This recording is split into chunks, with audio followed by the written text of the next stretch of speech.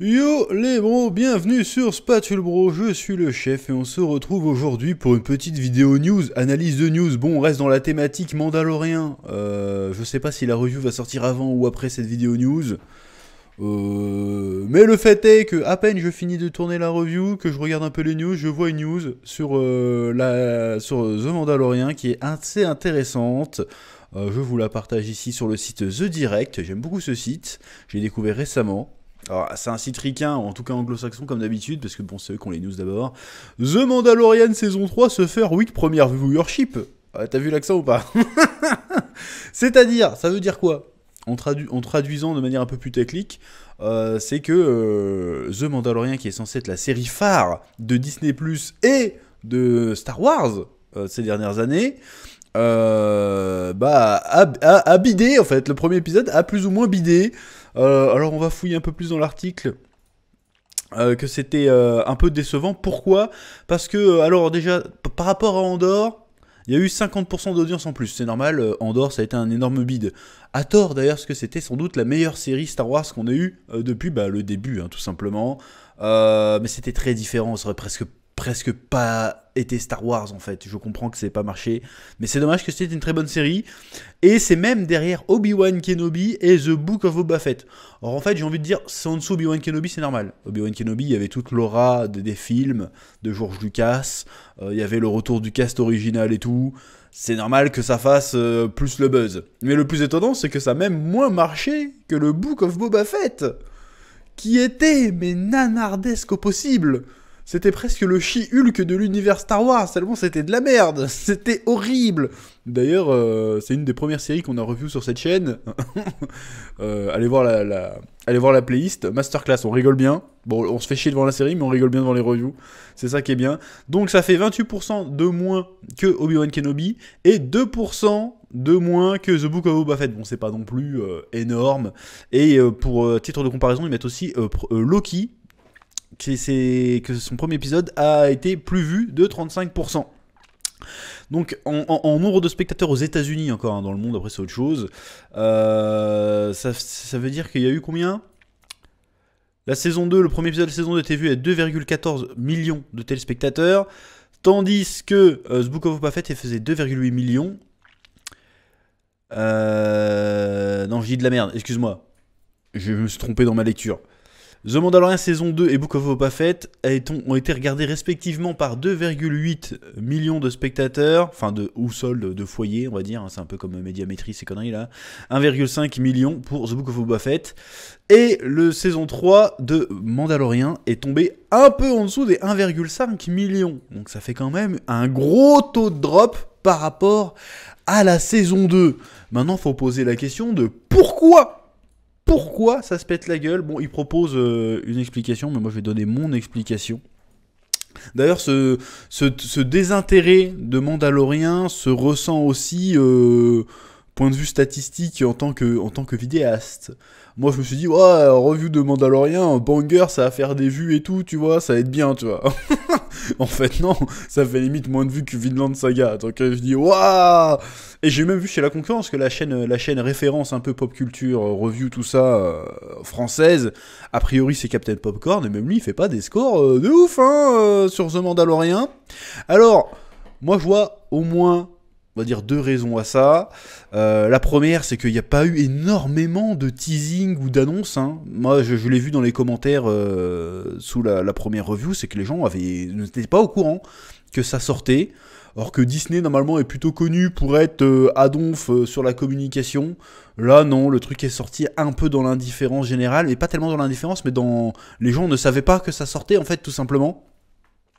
Donc c'est assez bizarre.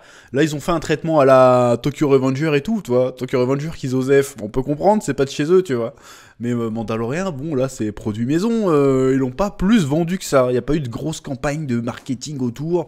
En tout cas, pas proche de la sortie de la saison, ou en tout cas, je l'ai pas vu. Et la deuxième raison, et ça, je l'ai vu beaucoup aussi, que ce soit sur les reviewers ricains, ou même sur les sites d'actu comme ça, c'est que le premier épisode a déstabilisé pas mal de gens. C'est-à-dire qu'on a fini la saison 2 de Mandalorian, Grogu partait avec Luke Skywalker et Din Djarin était tout seul de son côté. sans vaisseau ni rien. On revient en saison 3, il a un nouveau vaisseau et Grogu est de retour avec lui. On se dit, what the fuck, qu'est-ce qui s'est passé? Parce qu'en fait, si vous n'avez pas suivi The Book of Boba Fett, bah vous ne pouvez pas savoir ce qui s'est passé entre la saison 2 et la saison 3 de Mandalorian.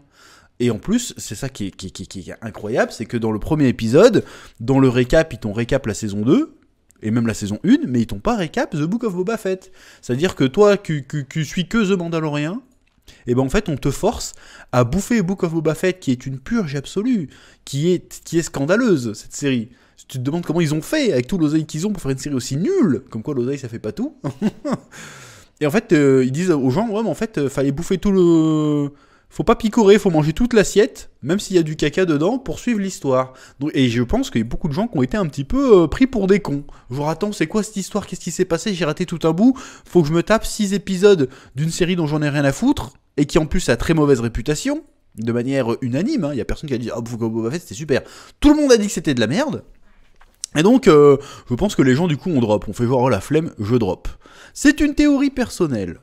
Voilà. Et puis, je pense aussi qu'on arrive... Et là, je pense que comme on a une Marvel fatigue, je pense aussi qu'on est Star Wars fatigue. Hein. C'est-à-dire qu'on a eu trop de trucs Star Wars. Il n'y a plus le côté... Avant Star Wars, c'était... Waouh, un nouveau truc Star Wars sort, c'était exceptionnel. Maintenant, c'est commun. Donc ça fait partie du décor, en fait, Star Wars, maintenant. Donc à chaque fois que tu nous sors un nouveau produit Star Wars, parce que c'est des produits, on va pas parler d'œuvres, on va pas sortir de gros mots, on s'en fout, en fait. On s'en fout, au final. Ça n'a plus ce côté exceptionnel.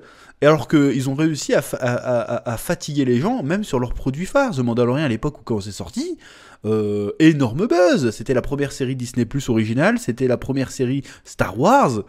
Tout le monde était comme des oufs. Ouah, bébé Yoda et tout, quoi. Et là, tout d'un coup, tout le monde s'en branle. Alors que pourtant, les gens étaient méga enthousiastes à la fin de la saison 2, avec l'apparition de Luke Skywalker, CGI et tout. Tout le monde était refait, et puis là, saison 3, la hype s'est tassée. Pourquoi? Est-ce que c'est aussi dû à la déception de Book of Boba Fett, même si ça a bidé?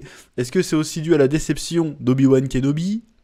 J'ai bien aimé, mais pour de mauvaises raisons, hein, je l'ai déjà dit. C'était de la merde. Mais bon, tu revois Ewan McGregor et tu revois Hayden Christensen, t'es content. Mais c'était de la merde. Et Andor, qui était très bien, mais qui n'avait rien à voir avec l'univers Star Wars, finalement, dans le ton. Et qui, du coup, a intéressé personne. Donc les gens, je pense qu'à force d'oser faire les différents projets ou d'être déçus, bah du coup, ils ont dit, bon, je vais pas perdre mon temps à suivre The Mandalorian. Ou alors, c'est juste un énorme problème de communication. Je pense que c'est les deux. Parce que je pense qu'à l'heure actuelle, dans le 3e épisode, il y a des gens qui sont pas au courant que c'est sorti, en fait. Parce qu'il n'y a pas eu de... J'ai pas vu de promo, moi, personnellement. Alors peut-être que c'est parce que je regarde pas assez la téloche, j'en sais rien, je regarde pas du tout la télé d'ailleurs, mais j'ai pas vu de promo, j'ai pas vu de pub YouTube, j'ai pas vu de pub sur les différents réseaux sociaux, c'est juste, ouais, c'est bon, ça sort en fait. Même moi, en tant que je fais les reviews, c'est en allumant Disney Plus au hasard, j'ai vu, oh putain, c'est vrai, c'est sorti Mandalorian, vas-y, je regarde. En vrai, je l'aurais pas su. Donc, est-ce que c'est un futur bide? Est-ce que même la série phare de Star Wars est en train de mourir à petit feu? Ou est-ce que c'est que temporaire?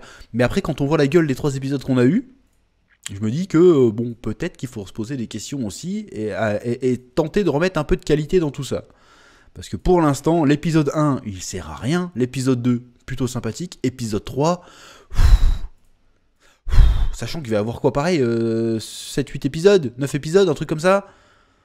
Il va être peut-être temps de muscler son jeu, là, les mecs, avec Star Wars, parce que c'est plus possible, quoi. C'est plus possible. Et il y a une autre news qui dit aussi qu'il va peut-être y avoir... Il y a des chances qu'il y ait une saison 2 de Boba Fett. Donc j'ai envie de dire que les mecs ont rien compris. Si c'est vrai, parce que là c'est une rumeur, si c'est vrai, je veux dire, mais les mecs vous avez rien compris, il faut arrêter avec Boba Fett. C'est mort. Ou alors vous nous refaites un vrai Boba Fett.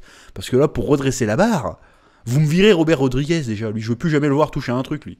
C'est fini. Ah, il m'a dégoûté. Moi à l'époque, année 2000 et tout, j'étais fan, tu vois. Oh, t'as Robert Rodriguez, stylé, tu vois. Maintenant c'est mort. Ah, je le déteste. Il m'a trahi. Il fait trop de la merde. C'était de la merde, Book of Boba Fett. Du début jusqu'à la fin, c'était nul. Et ils disent, oh, on va peut-être faire une saison 2.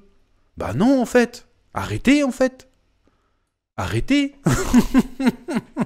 Faites un truc avec Luke Skywalker. Parce que là, en vrai, là, l'autre projet qui m'intéressait un peu avec l'univers Star Wars, c'était la série Ahsoka Thanos. Mais en vrai, ça va forcément être de la merde aussi. Hein. Je vois pas pourquoi ce serait mieux que le reste, en fait. Donc je pense que, à l'instar du MCU qui est en décrépitude, je pense que Star Wars est en décrépitude aussi, hein. Et que ça commence à se ressentir aussi sur les stats. C'est-à-dire que jusqu'à présent, ça faisait un peu de stats quand même, parce que voilà. Mais là, j'ai l'impression que Star Wars ne suffit plus. Il va falloir faire autre chose, ou faire mieux.